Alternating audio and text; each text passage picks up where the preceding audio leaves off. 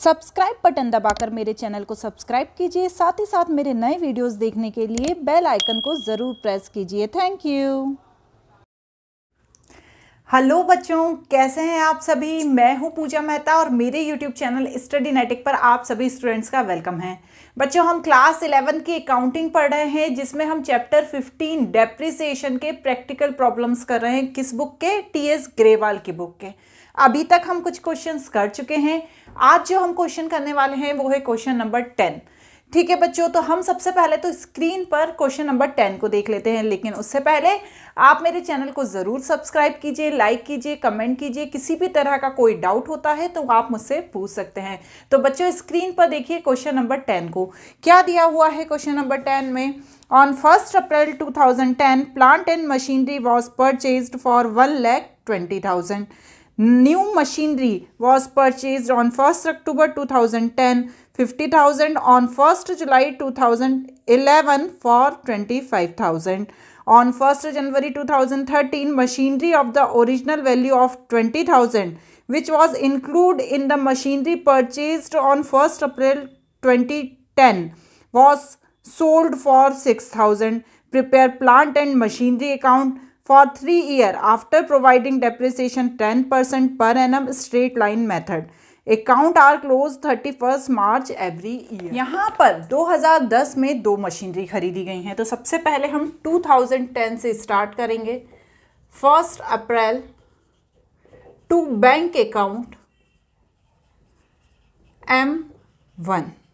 कितने की मशीनरी खरीदी है बच्चों? 1,20,000 की। तो हम यहाँ पर 1,20,000 लिखेंगे। उसी साल 1 अक्टूबर को हमने एक और मशीनरी खरीदी है। कितने की? पहले तो 1 अक्टूबर लिखेंगे। टू बैंक अकाउंट M2 50,000 की। क्लियर यहाँ तक? अब क्या करेंगे, इस साइड आ जाएंगे। 2011 में 31 मार्च को बाय डेप्रिसिएशन अकाउंट M1 का डेप्रिसिएशन निकालेंगे और M2 का निकालेंगे।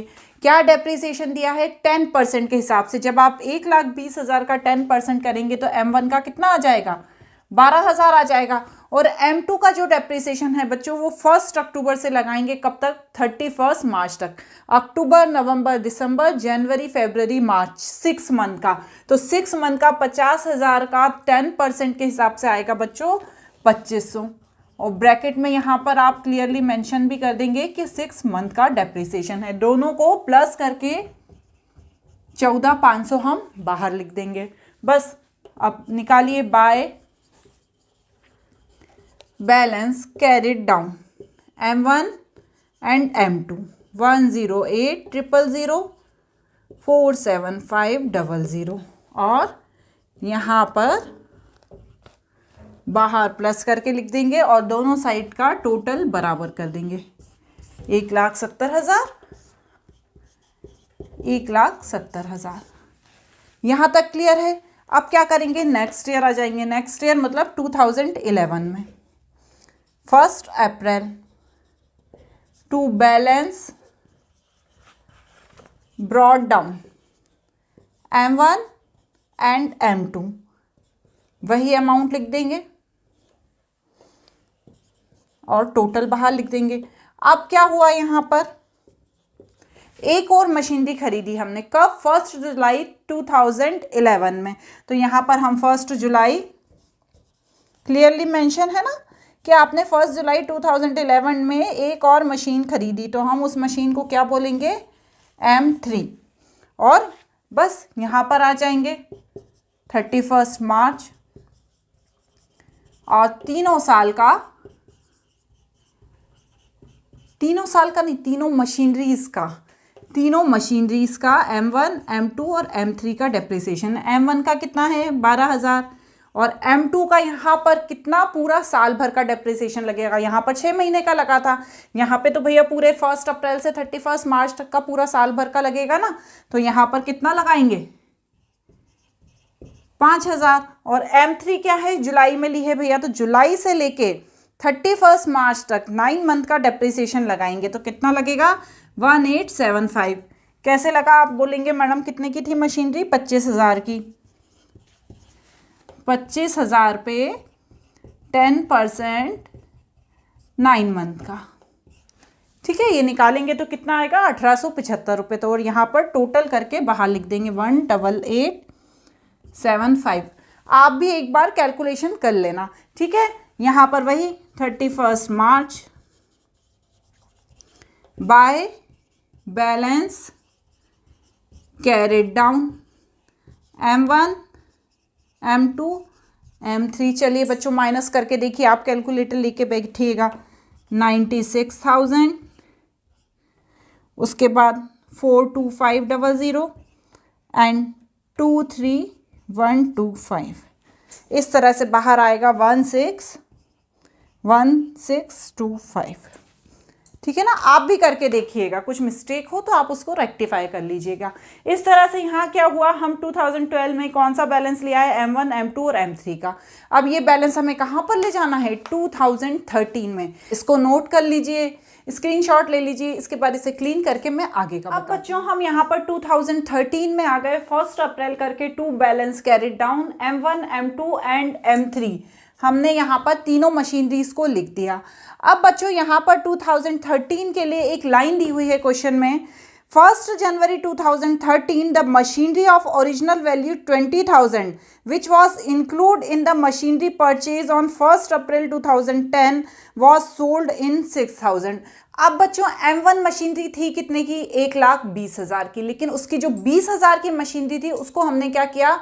6,000 के नुकसान से सेल कर दिया। तो हम यहाँ पर सबसे पहले क्या लिखेंगे? 2013 1 जनवरी बाय बैंक अकाउंट 6,000। अब हम क्या करेंगे? 9th मंथ का यहाँ पर डेप्रिसिएशन लगाएंगे, क्योंकि बेचा कब है? 1 जनवरी को।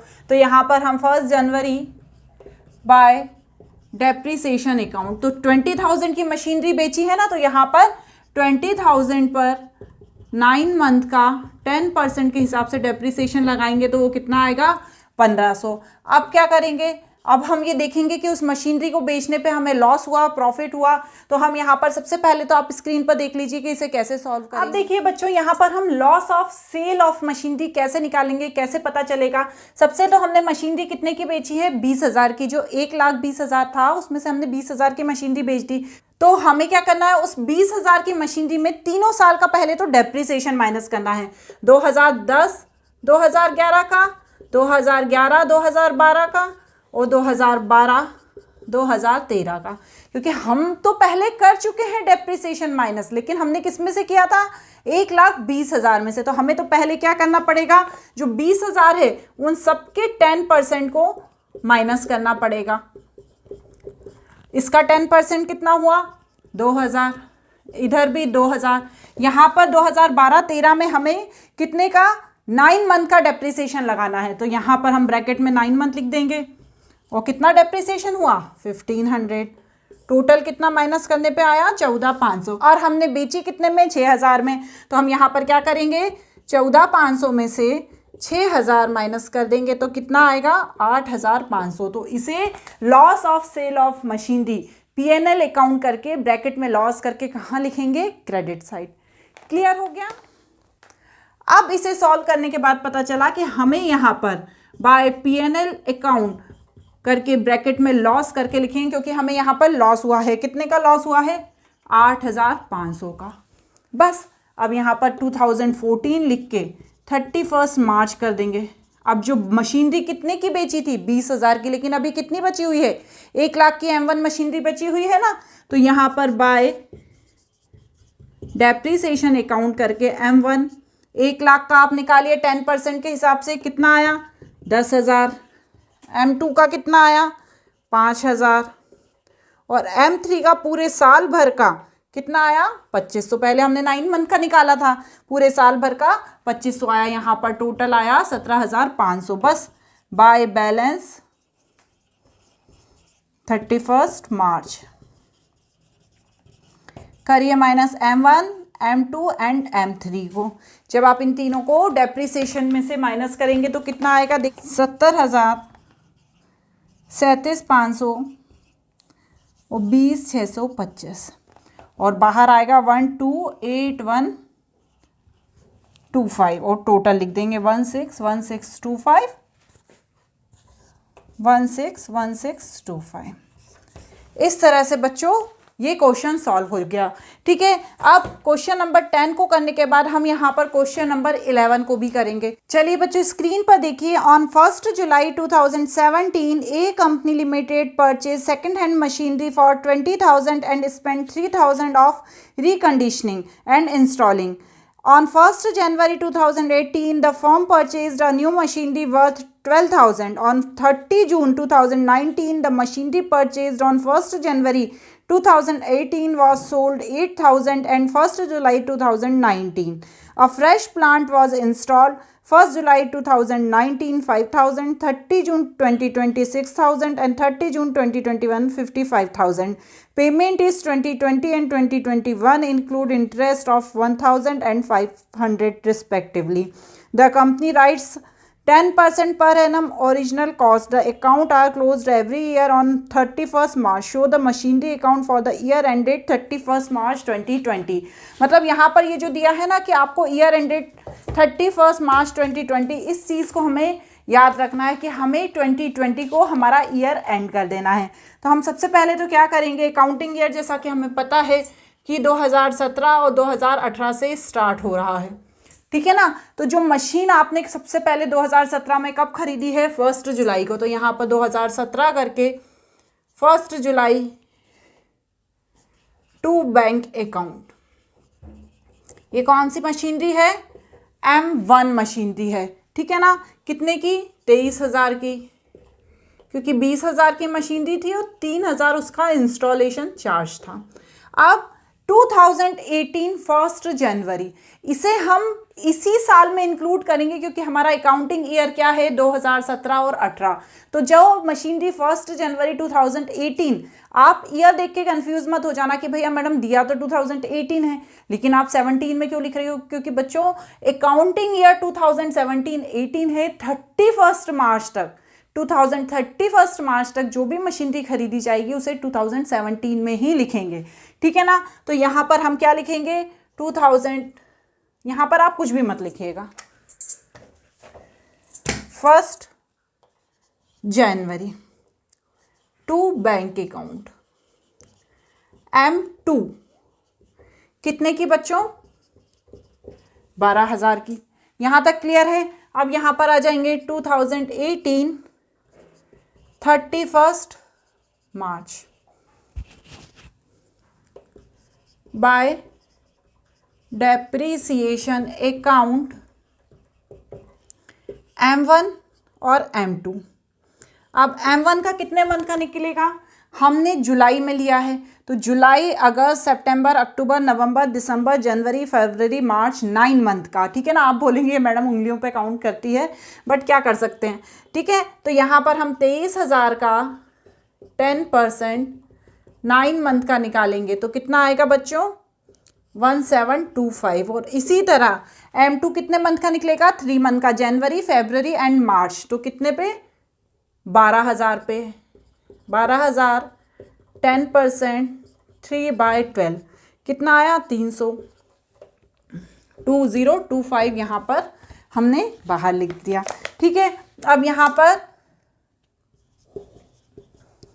31 March by balance carried down M1 and M2। चलिए करिए माइनस, इस मशीनरी में से इसके डेप्रिसिएशन को जब हम माइनस करेंगे तो आएगा 21275 11700 32975। क्लियर, यहाँ तक का क्लियर है। चलिए तो टोटल कर लेते हैं, यदि आपको सब क्लियर है तो कितना आया, 35,000। ठीक है। अब कहाँ आ जाएंगे, 2018 में 1 April to balance brought down M1 and M2 21275 11700 32975। ठीक है।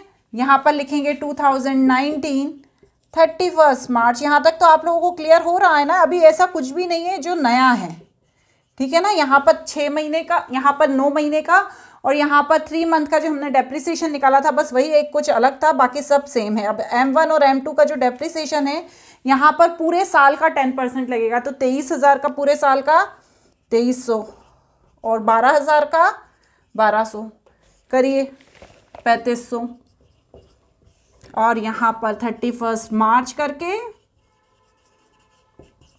Bye balance carried down M1 M2, ठीक है, करिए -18975 10500, ठीक है, 29475। बस अब क्या करेंगे, दोनों साइड का टोटल कर लेंगे, 32975, ठीक है। यहाँ तक हो गया क्लियर? ये तो सेम वही चीज़ है। अब इस बैलेंस को हम 2019 में ले जाएंगे। आप इसको नोट कर लीजिए, मैं इसे क्लीन करके फिर इसके आगे का बता, ठीक है बच्चों। देखिए हम यहाँ पर 2019 में आ गए। अब 2019 में क्या अलग हुआ है? 2019 30 जून 2019 को मशीनरी बेच दी गई है। कौन सी वाली बच्चों? जो हमने मशीनरी M2 खरीदी थी ना, कितने की? 12,000 की, वो मशीनरी बेच दी गई है। तो वो मशीनरी कितने में बेच दी गई है? 8,000 में। तो हम यहाँ पर लिखेंगे बाय बैंक अकाउंट 8,000 ब्रैकेट में M2। अब यहाँ पर अकाउंटिंग ईयर कब खत्म हो गया? 31 मार्च को। लेकिन हमने मशीनरी कब बेची? 30 जून को। यहाँ पर अप्रैल मई जून 3 मंथ का हमें डेप्रिसिएशन निकालना है। किस पे? 12,000 पे। तो ये हमने डेप्रिसिएशन निकाल लिया। कितना आया बच्चों? यहाँ पर 300 रुपये आया।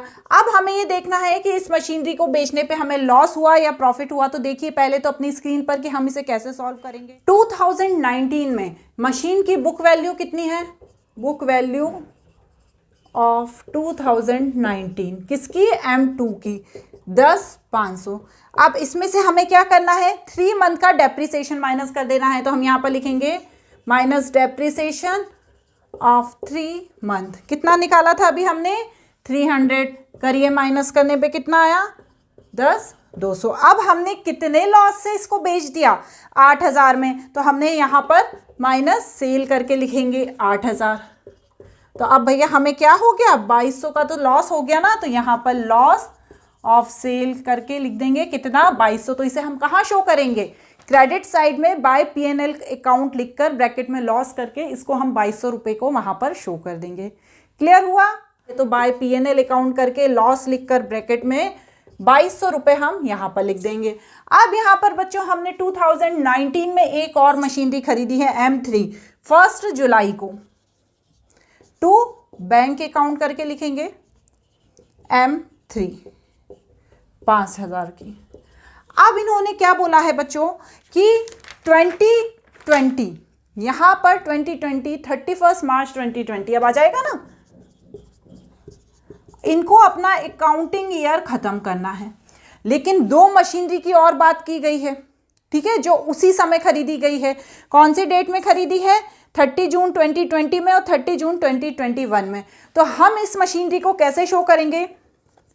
1 जुलाई डेट लिख के, टू क्रेडिटर्स फॉर प्लांट और M3 मशीनरी में ही इसे शो करेंगे।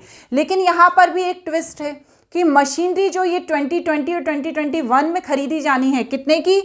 6,000 की और 5,500 की। उसमें क्या इंक्लूड है? इंटरेस्ट इंक्लूड है। कितना? 6,000 में कितना इंटरेस्ट इंक्लूड है? 1,000, ठीक है, और 5,500 में कितना इंक्लूड है? 500। तो हमें उस इंटरेस्ट को माइनस करना पड़ेगा। तो यहाँ पर कितना आएगा? 5,000, यहाँ पर भी 5,000। तो टोटल मशीनरी यहाँ पर कितने की लिखाएगी? 10,000 की। क्लियर हुआ ना? ऐसा हमने यहाँ पर इसलिए किया क्योंकि वहाँ क्लियरली मेंशन है कि हमें 2020 31 मार्च को अपना ईयर एंड करना है। तो बस हम वही कर रहे हैं, 31 मार्च 2020 को अपना ईयर एंड कर रहे हैं। जब हम 2020 वाली मशीनरी के लिए तो हमें अगले साल जाना पड़ेगा। तो यहाँ पर क्या लिखेंगे? Bye depreciation account. M1 का कितना लिख देंगे? 2300। M2 तो बेच दी। M3 का कितना लिख देंगे हम यहाँ पर? यहाँ पर बच्चों हम M3 के लिए 10 और 5 15,000 का 10% 9 मंथ का डेप्रिसिएशन निकालेंगे 1125। तो टोटल कितना आया बच्चों 3425। तो हम यहाँ पर 3425 लिख देंगे और फिर क्या करेंगे 31 मार्च को बाय बैलेंस कैरेट डाउन करके M1 एंड M3 करिए -16675 13875 और टोटल 30550 को बाहर लिख देंगे और फिर इनको सबको प्लस करके यहां पर लिख देंगे। So simple. इस तरह से क्वेश्चन नंबर 11 भी यहाँ पर सॉल्व हो गया। यदि आपको किसी भी तरह का कोई डाउट होता है तो आप मुझसे कमेंट बॉक्स में पूछ सकते हैं। बच्चों आपको मेरे वीडियोस कैसे लग रहे हैं मुझे ज़रूर बताइएगा। Thank you.